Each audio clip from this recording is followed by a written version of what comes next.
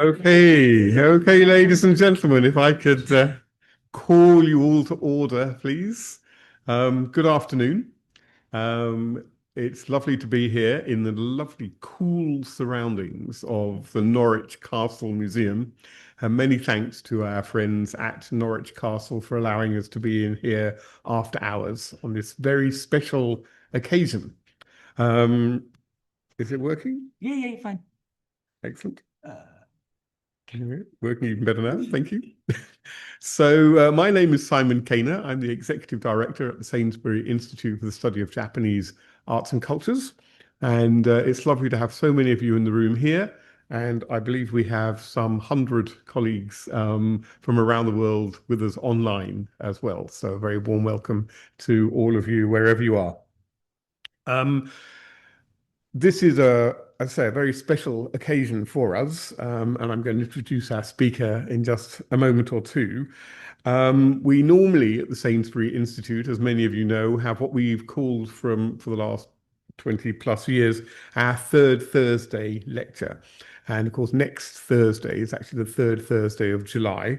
And today is the second Thursday, I guess, in that case. But so we've stretched the definition of the third Thursday to incorporate our talk today. Today at the Sainsbury Institute in the Cathedral Close, we've inaugurated our first ever Ishibashi Foundation Network Leader Fellowship Program Conference. And we've been able to welcome our 5 inaugural Ishibashi Foundation Network Leader Fellows to Norwich. We've been getting to know them over the last year, and I have to say it's been a real pleasure to meet you all in person. I'm so pleased you've all been able to come. This is a very exciting program for us, funded by the Ishibashi Foundation, old friends of ours in Tokyo. It offers, let's say, 5 early career scholars from across the world the opportunity to develop a research project in the course of a year while receiving training and guidance from Sainsbury Institute staff, our associates, and some of our former fellows, our broader Sainsbury Institute network. And that was one of the things we were very keen to do, to make that network available to a new generation of Japan scholars. And alongside that comes some one-to-one mentorship with a relevant expert in the field and making use of all the wonders of modern technology. We've been able to hook people up, whether you're in Mexico, Brazil, Germany, Japan, London, wherever you're based, with colleagues who are, say, all over the world. And I want to say a particular thank you to our team of experts who have given up time to mentor our fellows this year. It's greatly appreciated that you've done that, and it's been lovely to use this as an opportunity to re-engage in that way. We have, of course, a dedicated Ishibashi Foundation Network website, and you can access that easily via the Sainsbury Institute website or through our social media. We try and make sure that our information is thoroughly available to those of you who are digitally active, and we're also streaming the conference, the workshop that we're holding here today in the Cathedral Close. Tomorrow we'll be at the Sainsbury Centre on the University of East Anglia campus, and Saturday we're back on the in the Institute, and we end on Saturday meeting next year's fellows online. So the idea is that over the next few years we'll be sort of enhancing this network, and we're very much hoping that everybody will keep in touch. And I've certainly learned a lot in terms of the presentations today. So tonight's keynote, is part of that program, in fact, and it's a real pleasure to welcome Professor Bert Winther-Tamaki to give the talk. Bert has been with us for the last few months in Norwich while on sabbatical, and it's been a great pleasure to host you here, Bert, and I'm so pleased that we've had the opportunity to get you to give one of our public talks as well. It's much appreciated. I'm very much looking forward to it. The title of the talk is here, and we're going to be hearing about Kitagawa Tamiji, who spent much of his time between the United States and Mexico and Japan from 1914 to 1936. And I'm not going to say much about the talk because I know Bert is going to be telling us all about that. But I know we've got a really fascinating character here. And we've been talking a lot over the last little while about transnational approaches to Japan. And there's a new buzzword in the Faculty of Arts and Humanities, which is around the intercultural. And I think tonight's talk is going to very much speak to those agendas. So we're hugely, hugely looking forward to that. For Kitagawa, art was a means of confronting poverty, social hierarchies, and a struggle for freedom. So I think we're going to find some real inspirations this evening. So Professor Bert Winther-Tamaki is Professor of Art History at the University of California, Irvine, and an art historian specializing in the art and visual culture of modern and contemporary Japan. He's the author of 4 books, most recently TSUCHI, Earthly Mountains in Contemporary Japanese, got that wrong, Earthy Materials, sorry, I got the wrong glasses on, in contemporary Japanese art, and numerous journal articles and chapters. And he's a very well-known figure in terms of Japanese art history. That's part of the reason I'm so thrilled that he spent these few months with us here in Norwich. And during his time at the Institute, he's been working on a book which I believe is titled Promethean Excesses of Contemporary Japanese Art in the Bubble, an eco-critical view of Japanese art during the 1980s and 1990s. We very much look forward to that coming out.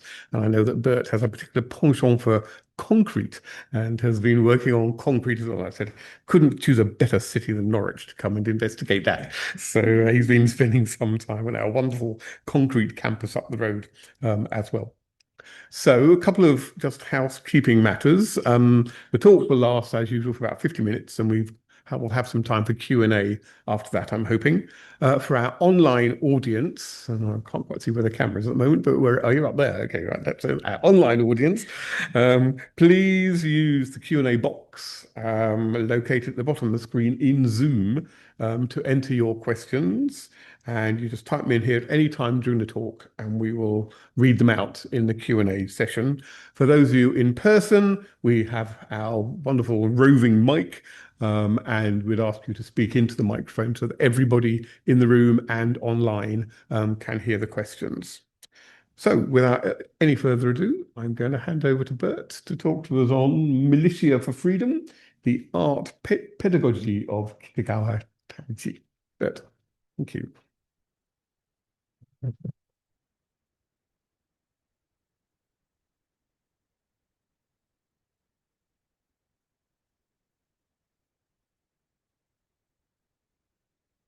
Thank you, Simon, for that very kind introduction. And thank you as well for being a really wonderful host during the past 3 months when I have been here in Norwich, far from where I usually live in California, as an academic associate of SISJAC. And thank you also to Eugenia Bogdanova-Kumer, who I believe is here somewhere, who is the architect. There she is, the architect of the Ishibashi workshop that Simon just explained, and has also been really a wonderful colleague during this period in particular. Thank you also to Hirano-san and to Kaoru and to Olivia and Laura and Denisa. All the staff at the SISJAC have really made this a very pleasurable stay. I'm very sorry to be leaving soon. I wish I could stay much longer. It is an honor to have this opportunity to speak about Kitagawa Tamiji as the keynote for this workshop. Kitagawa Tamiji was a Japanese printmaker, painter, illustrator, writer who invested himself deeply in Mexican culture, people, and art. I started studying Kitagawa about 20 years ago, and I wrote an article about his painting in 2013. I am normally a person living in Southern California facing Japan, not south to Mexico, but Mexico is our neighbor on the south. And during the course of my career as a specialist on Japanese art history, I became aware of a very different perspective on Japanese art, namely Mexican perspectives. And for me, Kitagawa is a particularly fascinating figure for the way he was a catalyst for relations, artistic relations, and relations of art pedagogy between Japanese and Mexican cultures of art. Um, Sometimes a photograph of an artist can be a compelling way to enter into their world. And if we look at this photograph of the 55-year-old Kitagawa, we might wonder, what is he thinking here?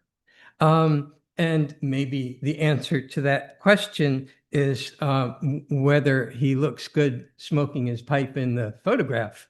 But there's another way to answer that question. If you look very closely next to him, there is a painting. And dark and shadowy though it is, I think we can recognize it as the painting by Fernando Reyes when he was 16 years old, nearly 20 years before the photograph was taken, of this woman wearing a rebozo, a blue and white checked rebozo, and perhaps clasping her hands in prayer. So maybe he is thinking about that boy, that 16-year-old boy, and the painting which he saved 20 years after he painted it, after he left, because Fernando Reyes was one of his pupils, one of his students, and he dedicated himself to teaching. And not only teaching, but thinking about why and how art should be taught to children, namely art pedagogy. That is the focus of my talk, not his paintings. I'll be showing more paintings by his pupils than I will of his own paintings. And I've included the phrase militia of freedom in the title of this talk to signal the very unusual position he took. I mean, that's pretty bizarre to think of your students in a classroom as a militia. There's a kind of almost militancy in his art pedagogy that is particularly unusual, I think. So there have been quite a lot of studies of Kitagawa. He's not one of the top most famous artists in Japan by any shot, but if you look him up in the catalog of the National Museum of Modern Art in Tokyo, you will find 73 entries on him. And there have been a number of really good studies, even in English, including 2 chapters of Justin Jesty's book, and Justin is in this room. The Arts of Engagement is the name of his book from 2018. And his study of Kitagawa's relationship to the Society for Creative Aesthetic Education is very helpful and has been inspiring to me. There are other studies. There's a really good dissertation by Takaaki Kumagai.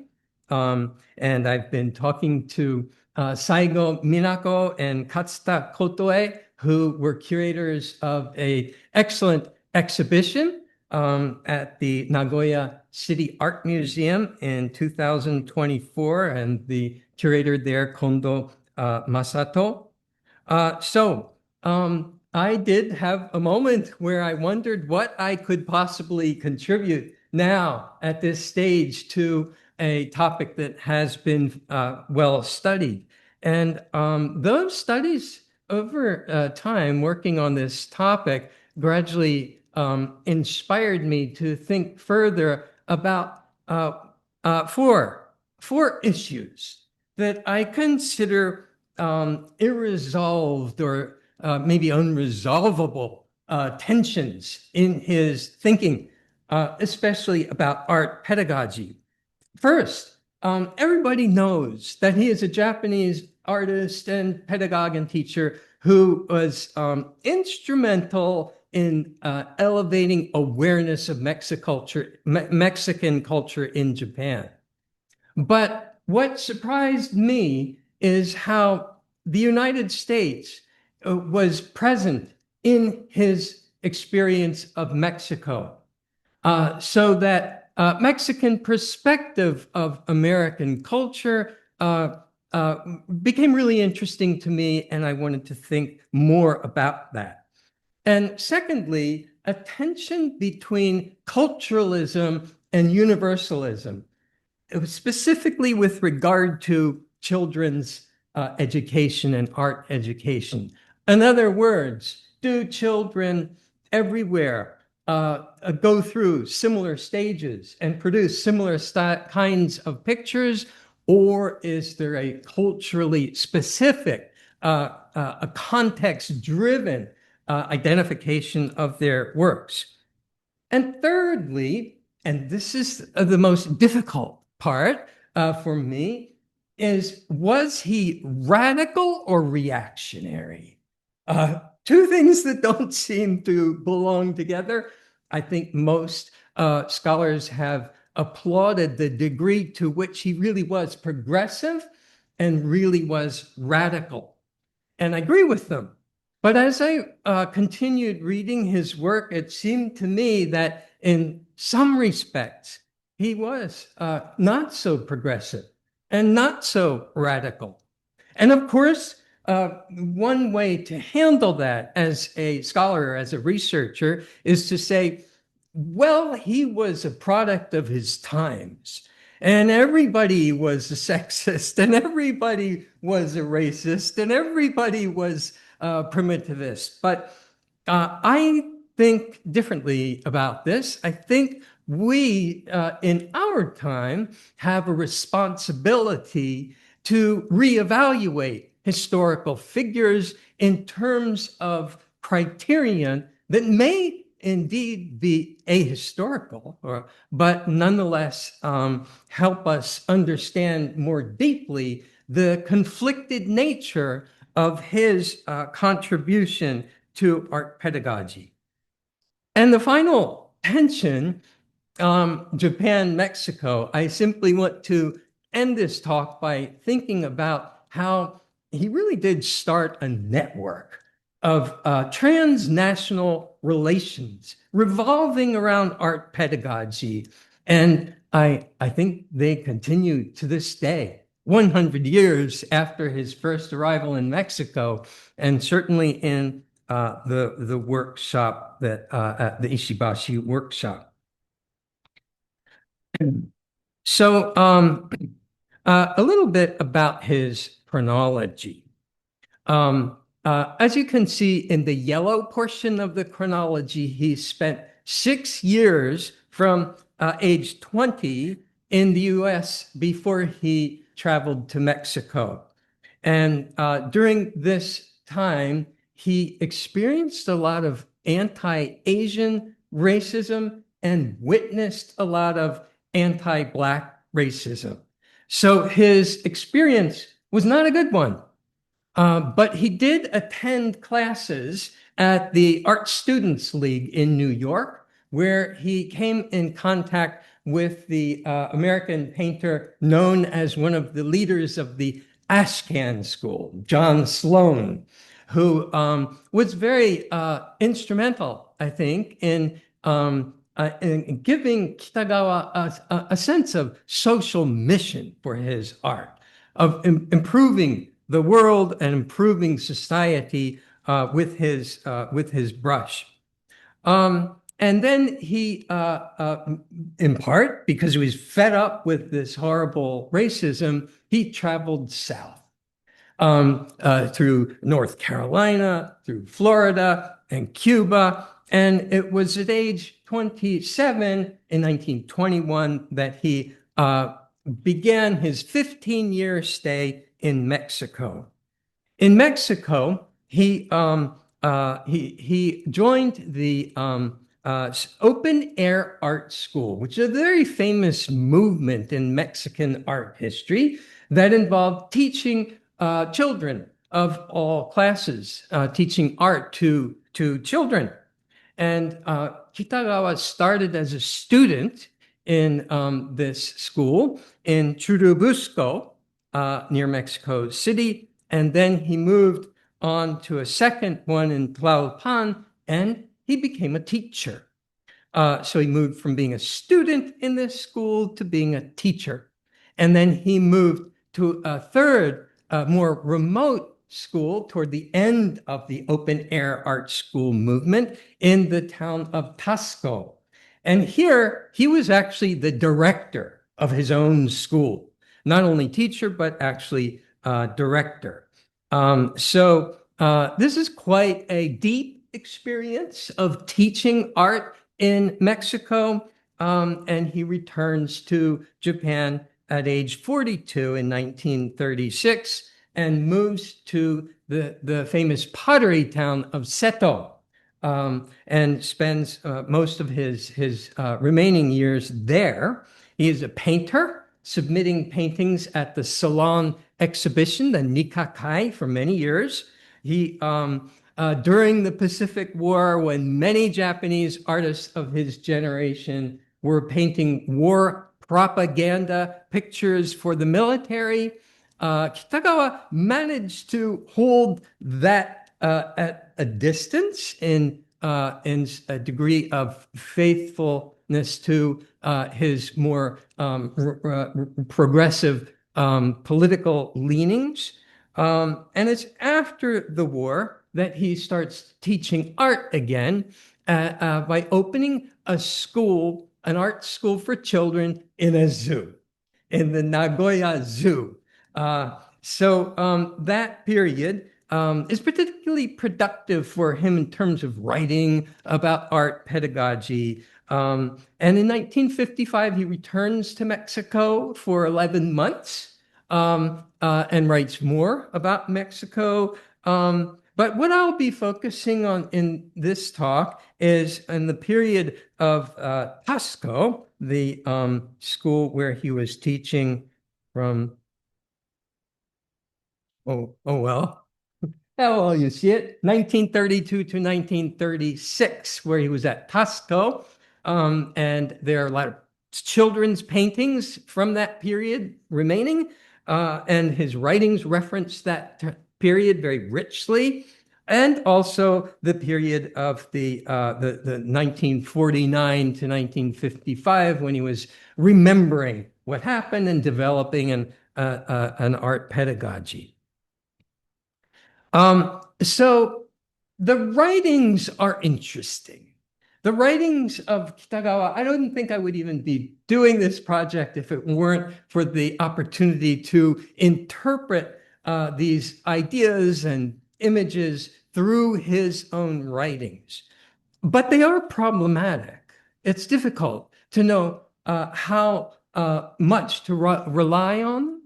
So I'm showing you two books, the covers of two books. The one on the left is called Youth in Mexico. Maybe I should say My Youth in Mexico, because it's very autobiographical. But it's not just autobiography.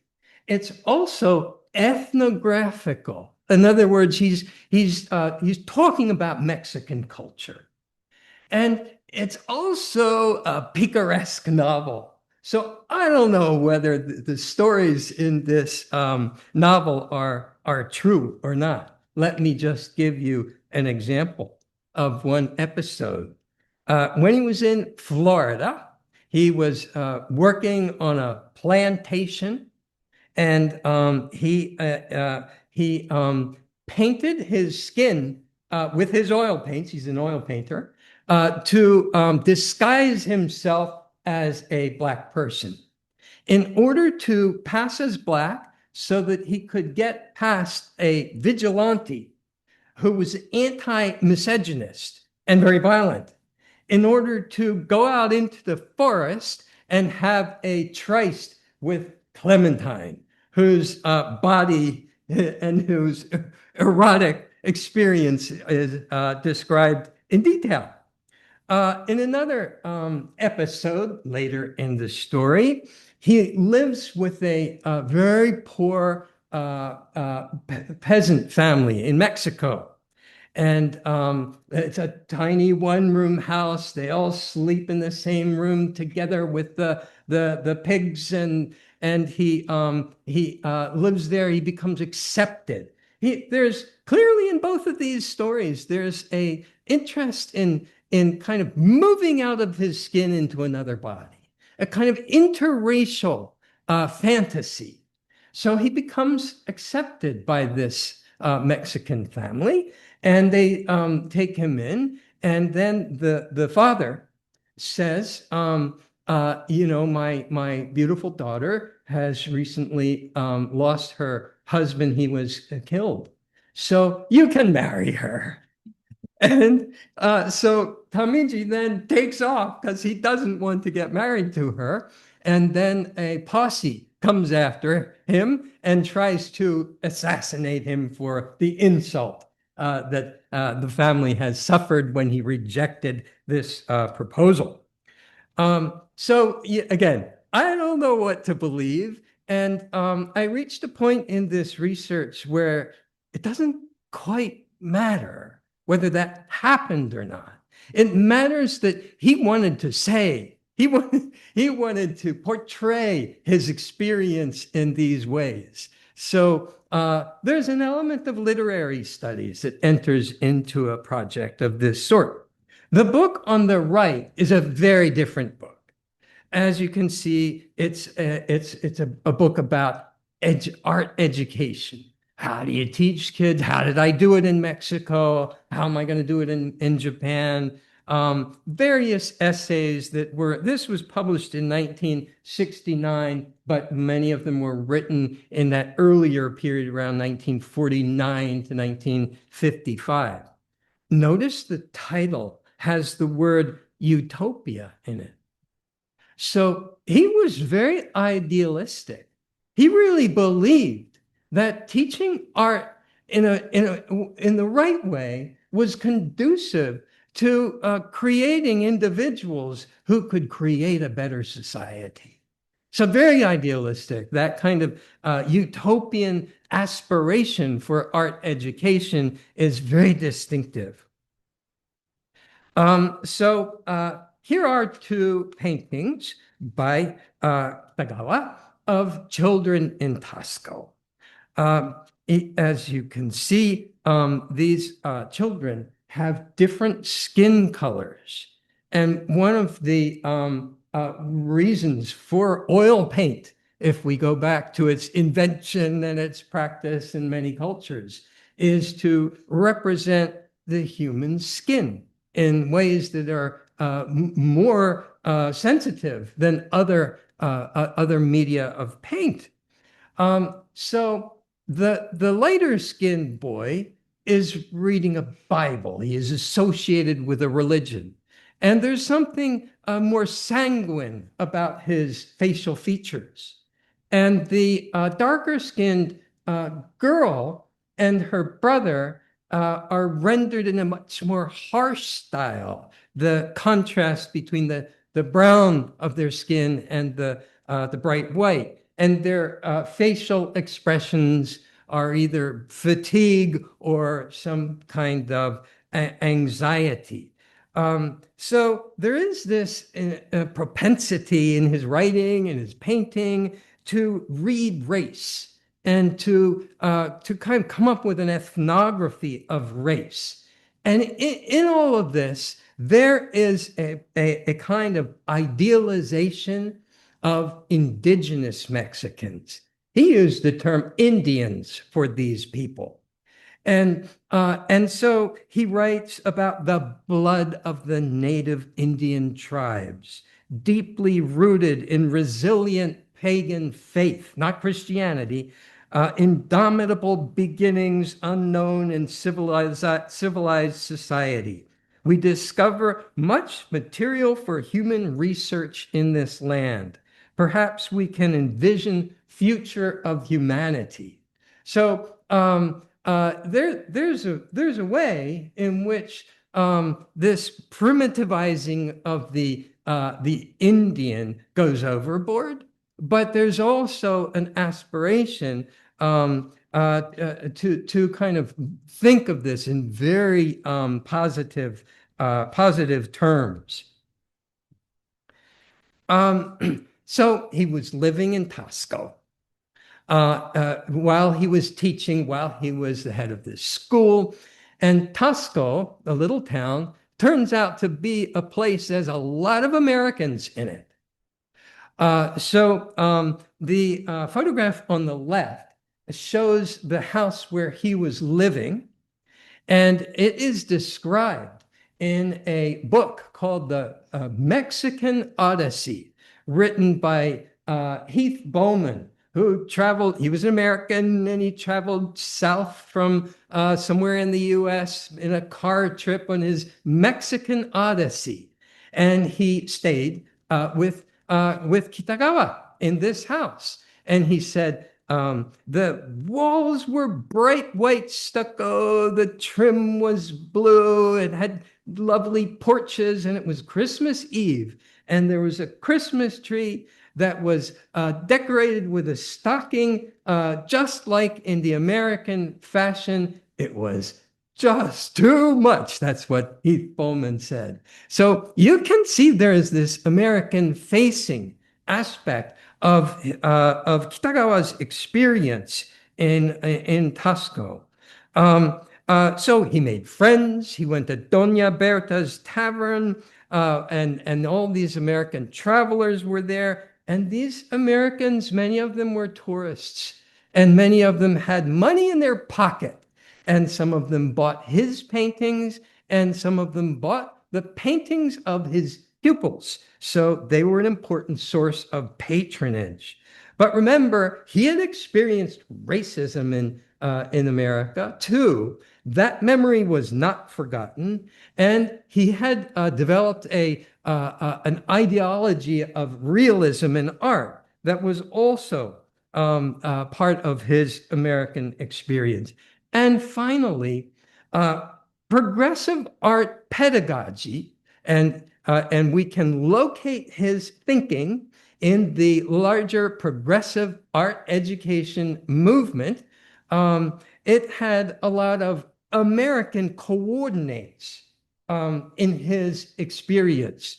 So he had first learned about the great Viennese art educator Franz Zizek in the US, and he learned more about him from American art educators who were traveling through Tasco and stopped in his school. He even set up a workshop for these visiting American art teachers and pedagogues who were talking about John Dewey and child-centered education. But one of the most interesting experiences with an American is Elsa Rogo. So he arrived in this town to set up his school. But actually, what he was doing was replacing Elsa, who had already had her own art school in this town. Elsa was an American painter and journalist and art teacher. And here you see a portrait of her in a lithograph by her husband, Stephen Hirsch, who is a well-known American painter associated with precisionism, if you're familiar with that movement. And you can see that she almost looks like she's carved out of a white marble in a bust, and her deep, soulful eyes are gazing upward. And now her successor, Kitagawa, is rendered by one of his pupils in a menacing, dark, closed kind of mass by a teenager who is having trouble getting the hat right and trying to get it right and figuring out how the chair. I don't know if this painting has darkened over time. It's difficult to read, to know more details, but it sure is tempting to play this contrast, this illuminated, ideal woman and this dark, morose successor, Tamiji. So, especially in light of what Kitagawa himself says about this relationship. So Elsa had to depart because Hirsch, her husband, was finished his sabbatical and going back to Princeton to continue teach. And she was so sad to leave her students. She waved out of the back of the window, and they were so sorry that she left. And it was very inhibiting. This was intimidating. So how could he take her place? Here's what he says. In contrast to the excellent and beautiful Elsa Rogo, I was a rough Oriental drifter. He really had been drifting around a lot, almost penniless for a while. He got robbed, and her students' works were in good taste, filled with love.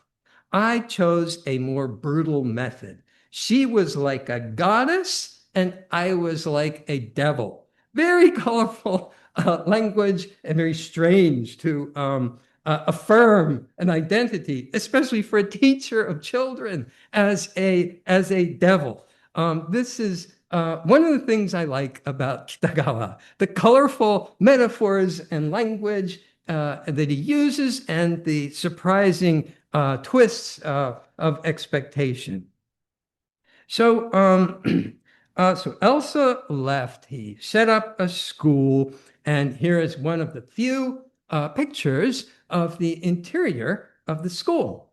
And the painter Fujita Tsuguharu, a well-known Japanese painter in France for many years, he came to Mexico and he visited Kitagawa's school. And look what he says. The school has one room. Kitagawa is the principal and the janitor. The students at the school are all barefoot. They look like a group of vagrants. Kitagawa loved the children more than his own, never scolding them, and happily joined in the painting. But in the photograph, the boys don't look barefoot. They have shoes on. They're sitting on chairs. There's an easel. There's tools on the shelf and back here, paints. They have boards and their hats. Hats are hung up on the wall. There's a discrepancy between the photograph and the testament of Fujita. Very interesting. But it was a humble affair. Actually, there were more than, at the peak, 60 students, and they spent most of the time outside drawing. So let's look at some art while thinking about the principles of Kitagawa's art pedagogy, at least as he laid them out later on after he got back to Japan. Four of his kind of main principles are, first of all, character formation. So the objective here is not to paint pretty pictures. It's not a matter of acquiring skill, and it's certainly not a matter of imitating models provided by the teacher or by art history or otherwise.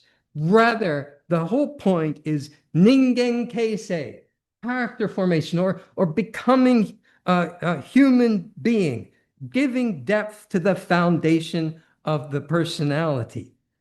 But again, if this is character formation, how peculiar the note of character formation that includes confronting evil.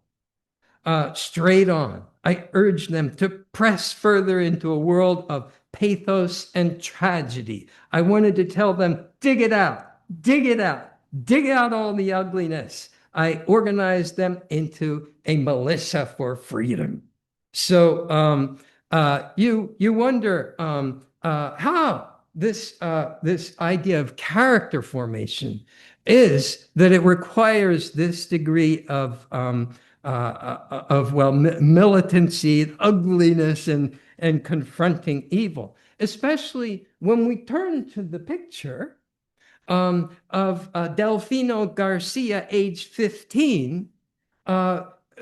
Maybe it looks rather decorative, and there are the trees growing and these repeated motifs of leaves, and the figures don't look like they're suffering too much. It's certainly a scene of labor. So you wonder about that harshness and where it comes from.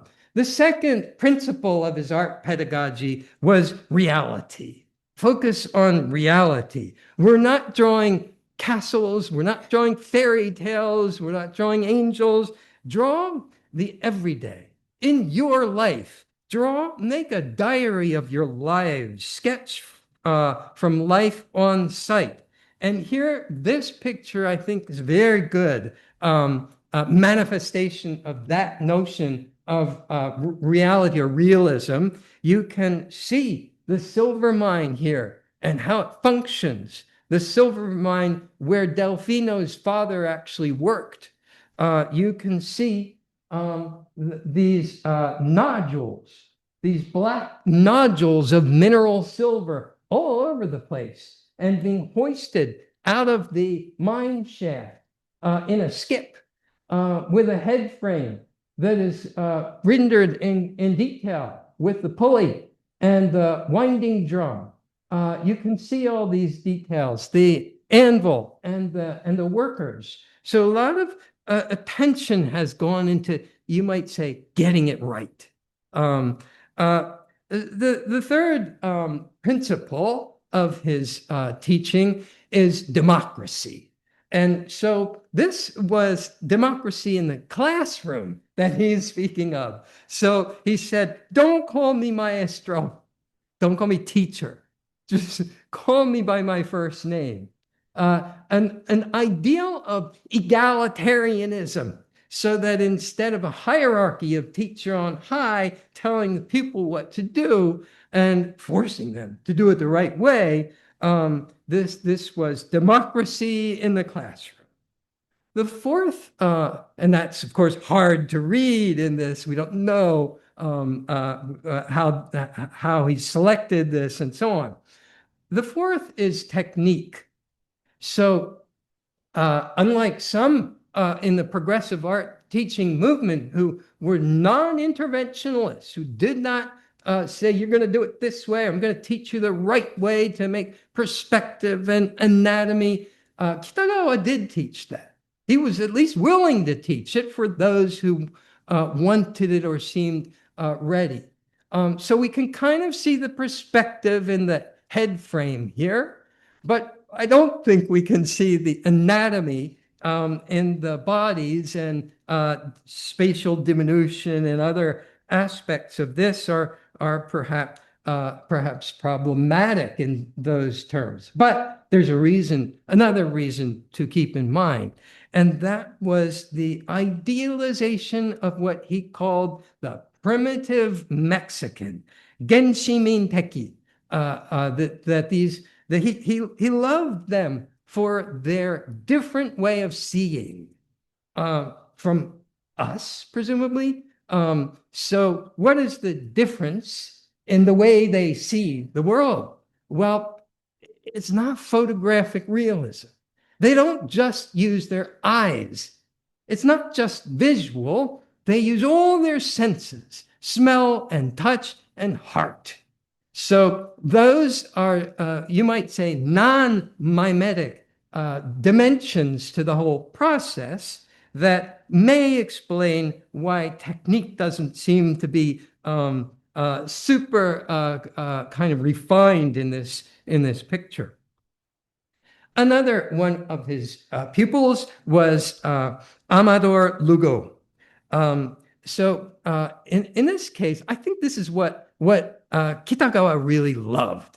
Look at the development in his painting from age 12 on the left with the dog and age 15 on the right with the market. There's a huge change here. None of these pictures are by little kids, pre-teens, 10 years or lower. He said, I don't teach them at all. Little kids make beautiful paintings without any teaching. In fact, if you teach them, you mess it up. So you can't teach them. It's damaging to teach them. So he sought to focus on teenagers. Now, of course, adolescence is a difficult time. The psychoanalyst Erik Erikson has famously written about the problems of role confusion and all of that. But what Kitagawa said is that Mexican children don't suffer too much from the monster of adolescence. They're primitive. Nobody's telling them that they can't have sex when they're too young. And so puberty is not repressed. And so there's a very idealistic sense that Mexican children are kind of protected from the demons of adolescence. But there's another aspect of this, and that is there are only boys in his classroom, at least in Tasco. And he said that when you have a boy who's violent, that's actually promising. You coach him and he'll be fine. But it's when you have a weak boy, that's the real problem. So there's definitely a sexist element. And here's where I fall out of sympathy with certainly with that impulse. Amador Lugo continues painting, and the style changes very dramatically now 3 years further on. And this is a kind of naive style that was very popular for tourists. And Kitagawa set his pupils up into a kind of an operation where instead of shining shoes for the tourists, they would sell pictures to them. And these kinds of pictures often they would depict an idyllic vision of the Mexican rural village, unchanged since medieval times. No signs of modernity. Certainly, the cars, the tourists, the machinery, the mine works, all of that is gone. This kind of forms shaped, painted almost as though they're made of clay. Kitagawa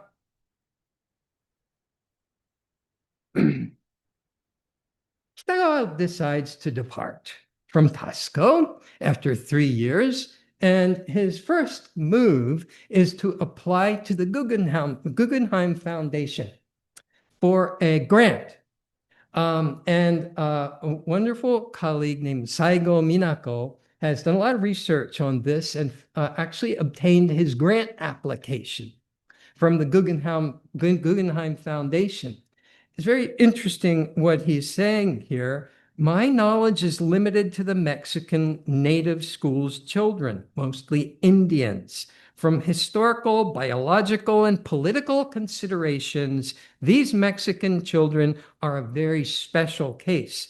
I wish to make further research to see if my methods and theories of teaching art to children are adaptive, irrespective of race or nationality. I believe they are.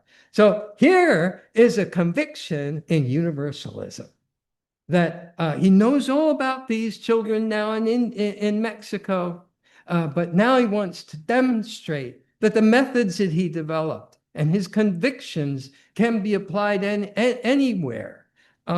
We'll see him move away from this position, but that's a remarkable statement right there. He proposes to go to work in progressive art schools in the US, in Virginia, New Mexico, New York, and Chicago, and he gets recommendations. All these are preserved from 9 US art teachers and art pedagogues, but he doesn't get. He doesn't get that. He found that grant from the Guggenheim, and he returns to Japan. Skip to the post-war years, and here in 1949, he is painting a caricature of the kind of art teacher that he really dislikes, the conservative, strict, authoritarian teacher that is going to insist that all the pupils do it the right way. So the painting on the left is a burlesque of that. So there's very dogmatic and very kind of trenchant beliefs underlying these moves. And on the right is a flyer for the exhibition of children's art at the zoo. So now we move to children making art, now Japanese children making art in the zoo. Welcome to the world of psychoanalytical connoisseurship of children's art. It is truly bizarre. At some points, there are remarkable claims being made. One writer in Japan at this point said that children who make pictures that have a lot of acute angles are smart, because the Japanese word for acute angle has the character that means very sharp thinking. And children that make pictures with a lot of obtuse angles are not so bright, because the word for obtuse angle, donkan, is written with a character that means blurry thinker, nibui. So a lot is kind of invested in this. It's very different from looking at adults' art. But look at the way Kitagawa himself. Here he is talking about the pictures that you see here. And on the left, animals, is a picture that moves him to talk about sweetness. Sweetness, if you draw with a sense of sweetness, you are blessed with a loving, kind home environment. But as you grow older, you're vulnerable, and there are threats that we art teachers have to watch out for by looking very carefully at your drawings. On the right, and I confess, this is has become my favorite work of art in the past month or so. Here he's saying coloring is intimately connected to the child's spirit. So this green and this white manifest the spirit of the child. More pictures from the zoo. More sweet pictures. They're happy, they're harmonious, the colors are pleasant, the animals might almost look like stuffed animals. Actually, Kitagawa said that a lot of people going to the zoo, they were rowdy and they were chucking trash at the animals, and there were a lot of problems there. But that doesn't appear in these pictures. And you can imagine impossible to organize these children into a militia for freedom. They are just too happy. Their pictures are too sweet. that kind of militancy is irrelevant here. And so Kitagawa had some trouble acclimating to this situation. And it drove him to a more comparative mode of thinking. What's the difference between children, artists in this culture and in that culture? Actually, that was a big theme. His close colleague, Kubo Sadajiro, had acquired a large collection of children's art from around the world.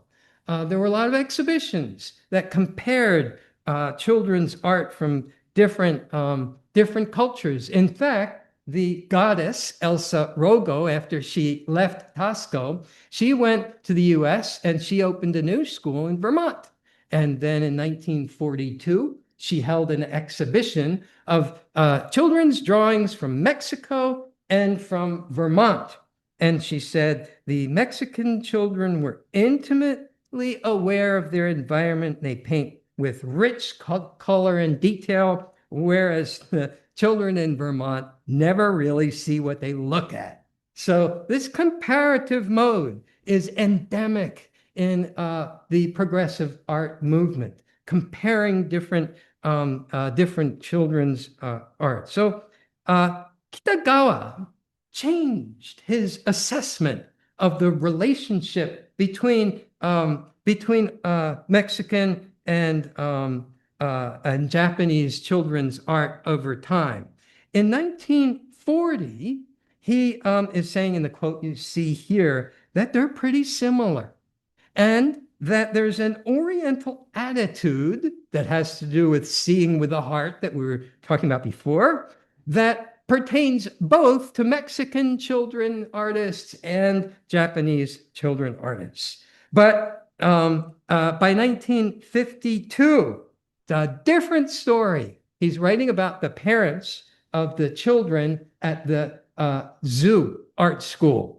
And those basically, well, what we would call them in California nowadays is helicopter parents. They were hovering over their kids, extremely protective, and the children could barely breathe. They were so obedient. And so this is another monster in Kitagawa's thinking, the obedient, meek, mild child that doesn't think for themselves. And Kitagawa constantly retold the story of Delfino, if you remember the artist of here, the silver mine, Delfino's little brother. This little kid was only 6 years old, and he came every day and just stood there outside the door of the school, and he wanted to draw. He wouldn't go home. And Kitagawa said, well, we only take children after age 10.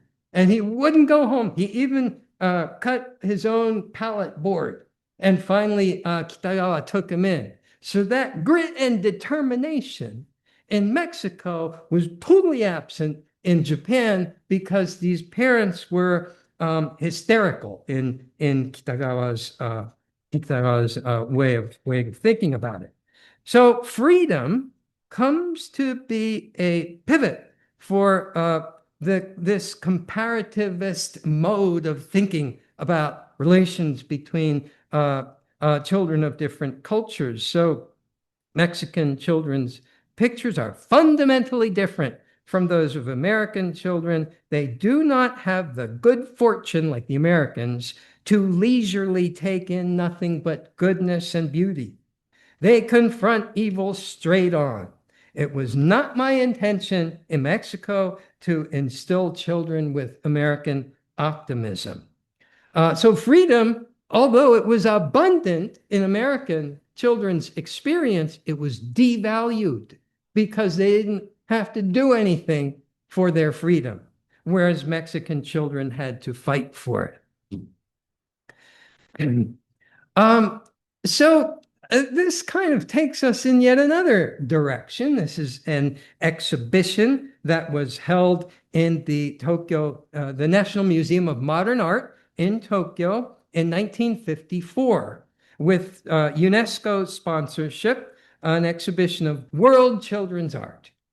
And Kitagawa was asked to write an essay for the catalog of this exhibition. And he says, well, I recently got back from traveling all over Japan and meeting a lot of different art teachers and looking at children's art, and I'm very optimistic. They're really working hard. They're making a lot of progress, and there's a lot of good art coming into, from children all around the world. And he says that he has a dream that Japan will become the world's leading country in children's art. A very strange kind of metric for how we relate one country to another. But he said, in the war we recently lost, we completely lost our pride. And in the years of the fascism and militarism, we were supposed to be proud of weapons and military might. But being proud of children's art on a global scale is more honorable than military might. There's another comparison that's very relevant here, and that is the fact that some of the most highly admired artists in the world, at least in Kitagawa's world, and the world of many artists, were starting to make art that looked a whole lot like children's art.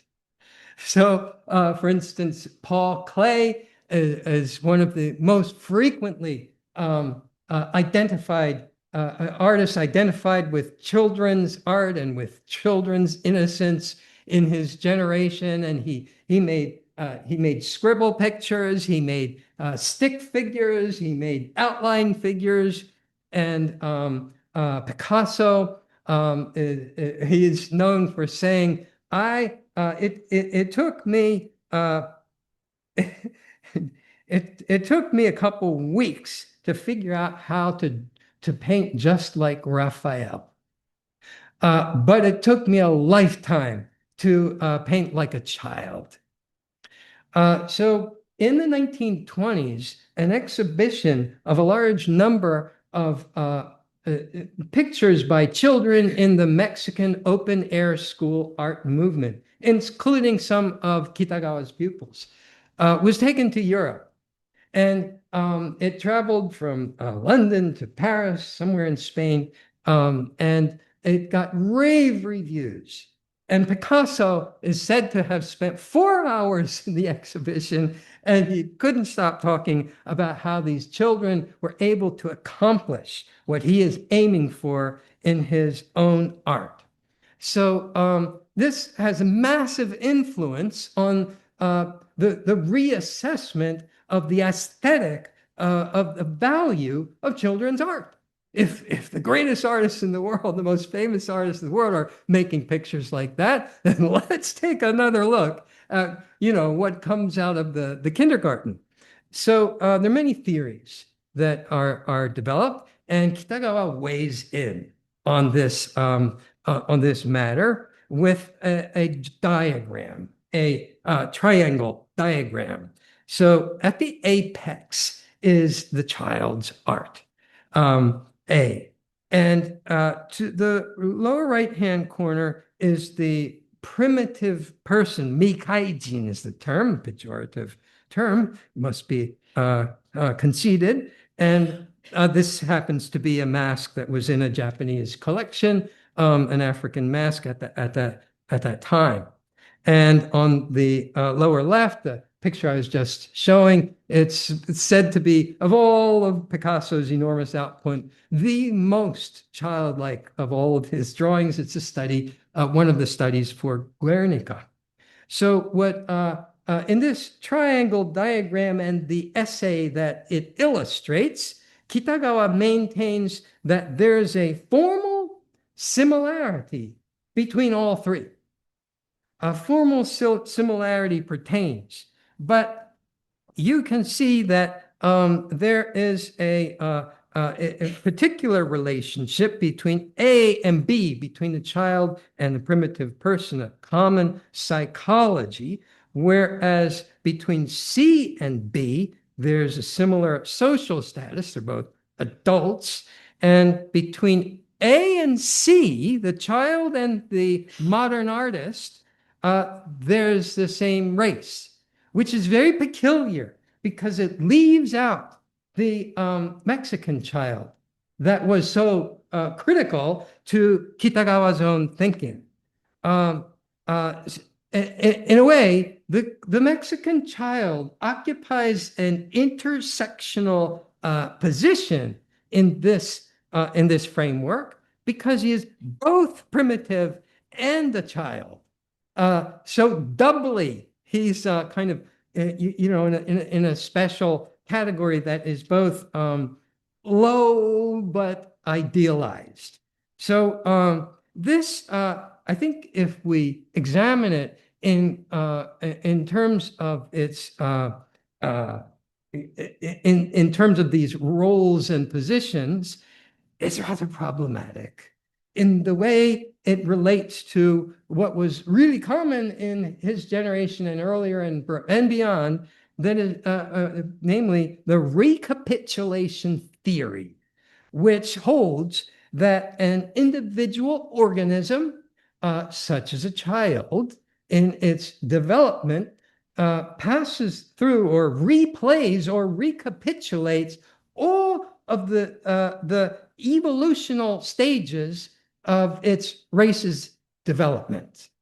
So this is problematic because it constitutes a racist positioning of contemporary people, primitive, quote, primitive people as children who can't grow up.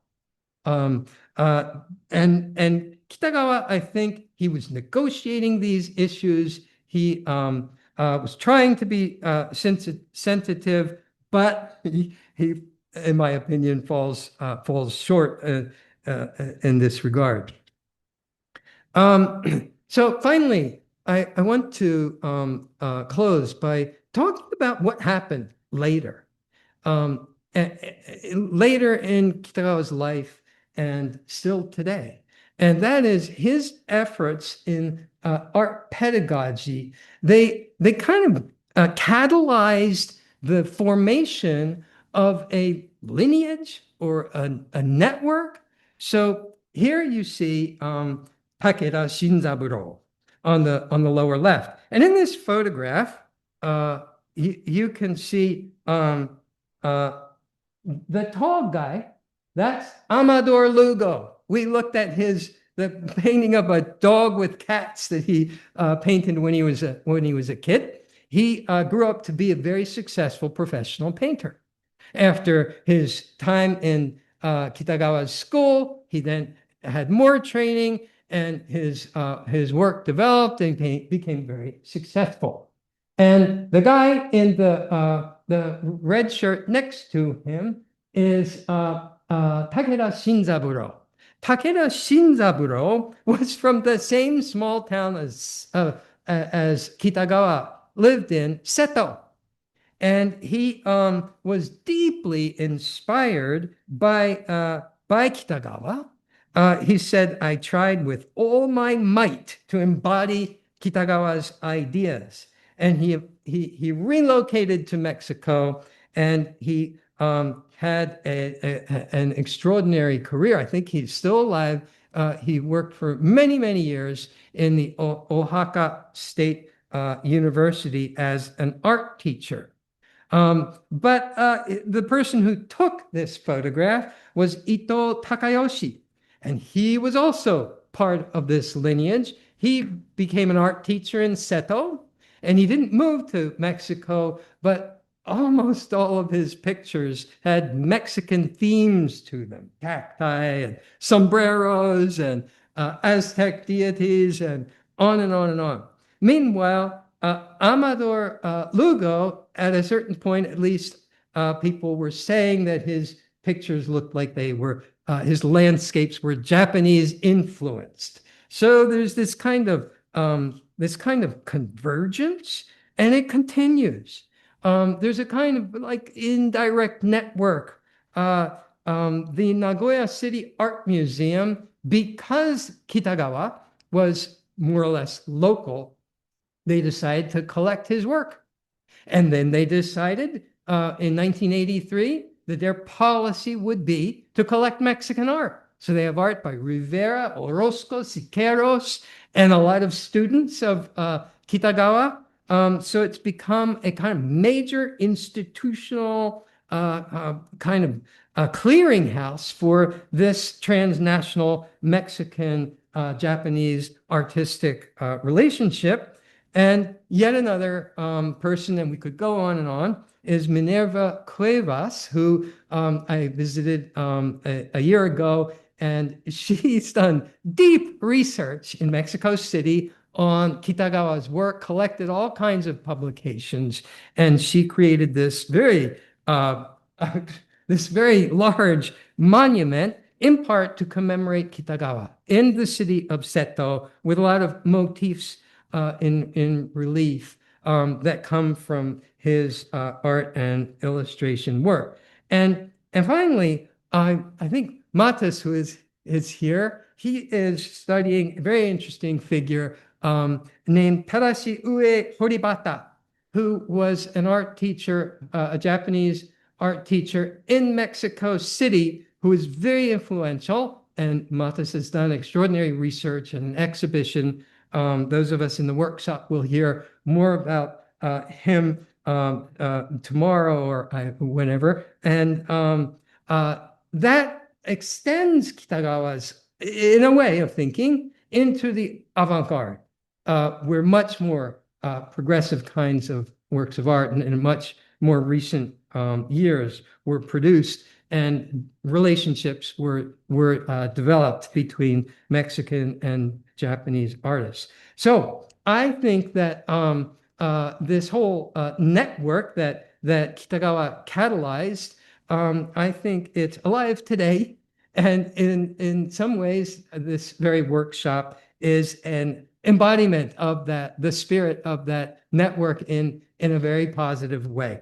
So thank you very much.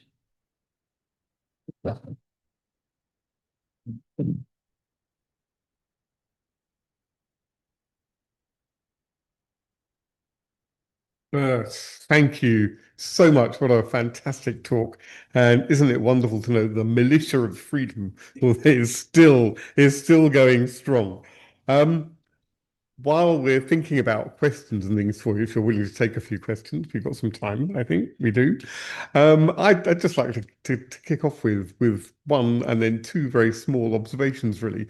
First of all, I was very struck by the cover of the first book that you showed of living with the Indians for 15 years.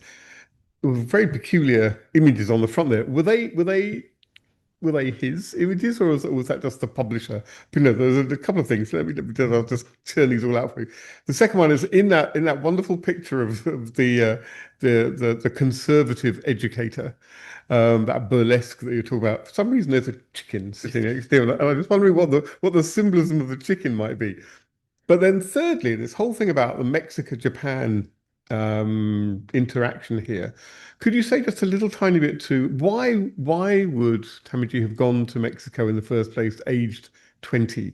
Was there already a kind of was it an established route? It was somewhere where people wanted to go. I mean, I need to know much more about, the whole what's happening in South America, Latin America with the Japanese diaspora. But I haven't come across in Mexico quite so much. I thought sort of with Brazil, Peru, those areas. But could you say just something about that, a little bit of context of what took him there?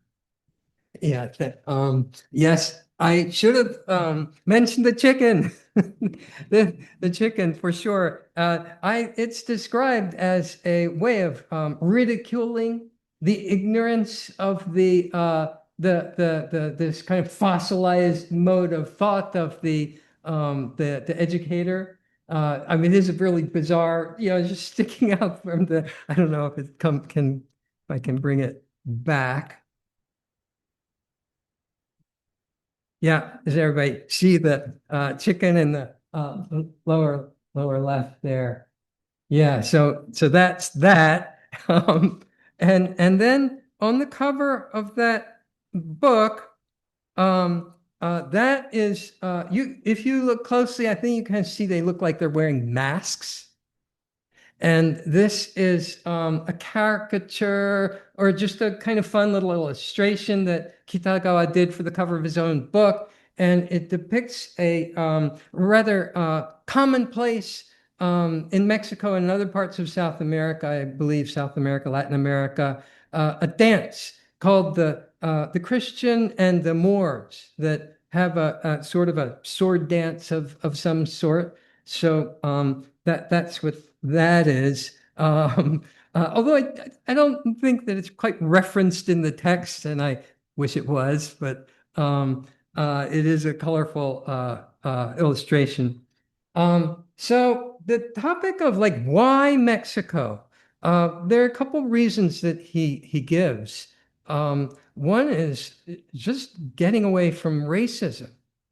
You know, that's interesting that the possibility that Mexico was a beacon of some sort of liberation after experiencing, very difficult times in New York and other parts of the U.S. And part of that, he really had very little money, and so he was not insulated from racism the way he might have been if he were wealthy, for instance. I think that that's one reason. Another reason, so these are more personal reasons in a way than what you were probably aiming for. But another one is the thought, and this might be something he kind of brought much later on to retroactively explain, but he did say that the binary of Nihonga and Japanese style painting and oil painting was a binary that he wanted to get away from. And it seemed like Mexico and Mexican culture would be a place where that East-West dynamic was less controlling than it was in Japan or in the US. But more broadly speaking, in terms of like cultural context, there was a great attraction among American and European intellectuals and artists to Mexico. And there were a lot of people like Tina Modotti and Edward Weston and people that would come to Mexico. There was an appeal of some of the kinds of references that come into Kitagawa's own thinking were broad-based, I think, with a kind of primitivism, certainly the mythic. Yeah, Elsa Rogo was, part of that. This Stephen Hirsch was part of. They took their honeymoon in Mexico and they made films of. They're still available, actually. Interesting kind of amateur films of the life they found there that was so different and interesting from North American life. So I think that Kitagawa would have encountered that feeling for Mexico, that appeal of Mexico, even in New York. John Sloan, his teacher, the Ashcan school painter, he also had very fond attachments to Mexico. So that was definitely part of it.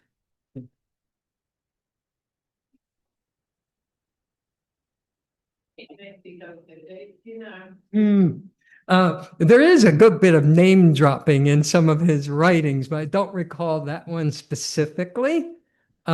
So he was friends with Rivera and Orozco and Siqueiros, and he knew these people. He knew a lot of other artists, but I don't recall Carrington's name coming up. Thank you.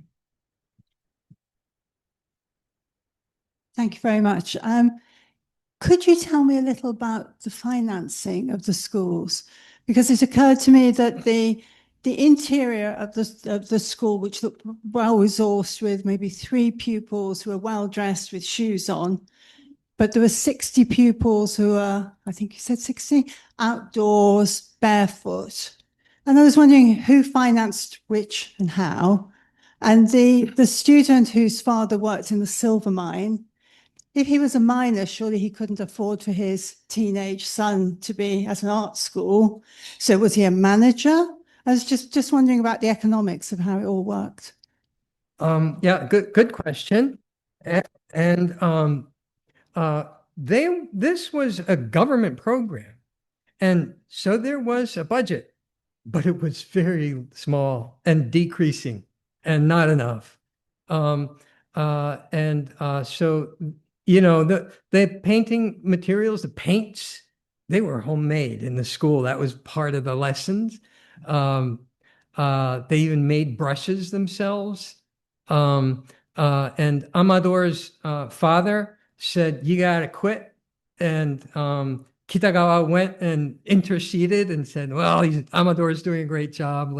Can he continue a little bit longer?" And so the father relented, but the father wanted him to come work, for him, and take him away from the art school.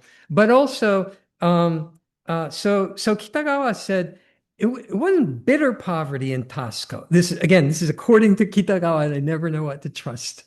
But he said they could always, this is big, rich silver deposits here, and they could even scrounge around for silver and make some money that way. And of course, the shoe shining trade was a strong draw. So a lot of kids were making shining shoes for tourists. And that's when Kitagawa said, "Okay, we're going to, sell art." And he had a friend, an American, who operated a hotel in Tasco. And so he mounted a show of children's art in the hotel, and sold art that way, and gave 50% to the kids and kept 50% for the school. So and said that the kids were really happy with the money they got. But this was the last EPAL, the last school in the open air art movement, and the government, the funding was really very, very little at this stage. Yeah. Olivia, do we have any questions online? Can we cut just to one of the online ones? Sorry. The first question is, it's a well-known fact that Kitagawa was one of the main promoters of Mexican culture after he returned to Japan. I was wondering whether you think his approach to Mexico, particularly his idealization of Mexican primitive gaze, was echoed or reinterpreted by other Japanese artists who later traveled to Mexico, such as Fukuzawa Ichiro, Okamoto Taro, and Toneyama Kojin. Yeah, that's a wonderful question. The gaze what primitivizing gaze, was that the term that in the question? Primitive gaze. Mexican primitive gaze. I think it's more pronounced in Kitagawa's own work and in some of the immediate followers like Takeda Shinzaburo, who I showed. But if you look at the works of people like Toneyama Kojin, he's an interesting artist who went to Mexico a little later and who was very aware of Kitagawa, but he kind of moved into other themes such as mythology, like Aztec deities and things like that.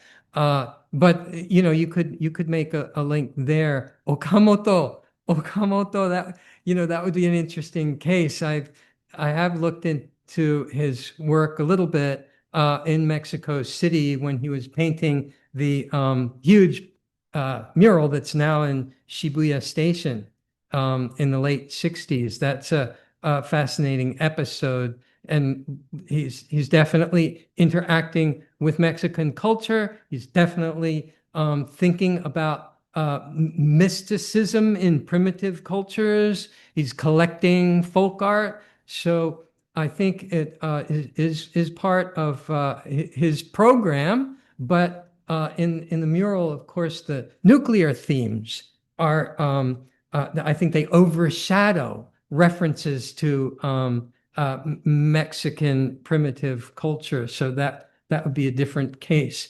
Fukuzawa Ichiro, yeah, I wonder what Alyssa thinks.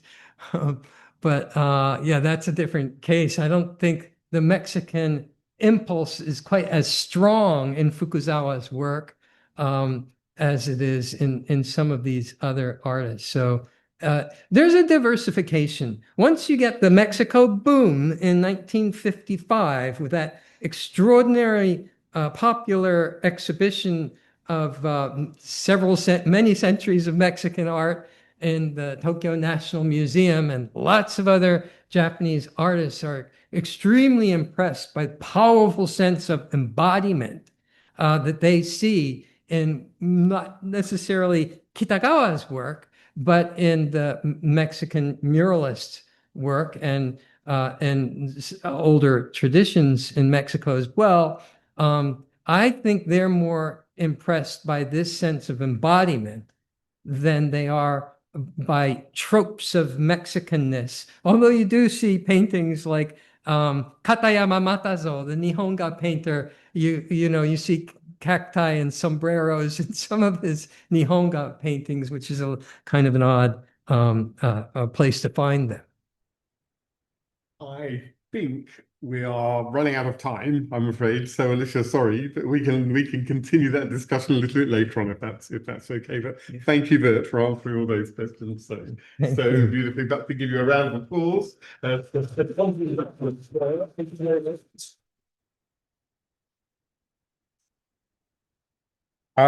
just a couple of wrapping up comments. First of all, of course, to thank Bert for that really excellent, stimulating talk. I've certainly learned a lot.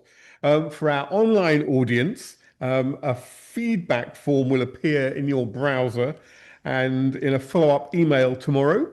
And as ever, we greatly value any feedback, which helps us to continue improve our lectures.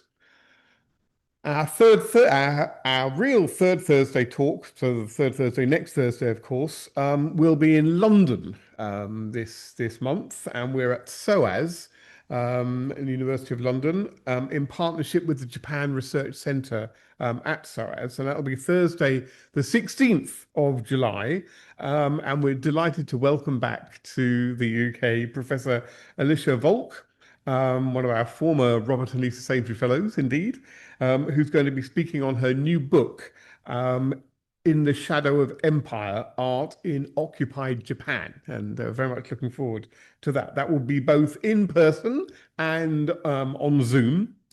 So thank you very much again to the Ishibashi Foundation for their support of this wonderful program. And we also thank our third Thursday lecture regular supporters, the Gatsby Charitable Foundation, the Great Britain Tasakawa Foundation, and Yakult UK. Thanks once again to Bert and our audience, both here in the room and online. Thank you for joining us, and we wish you a very good evening. Thank you very much indeed. Thank you.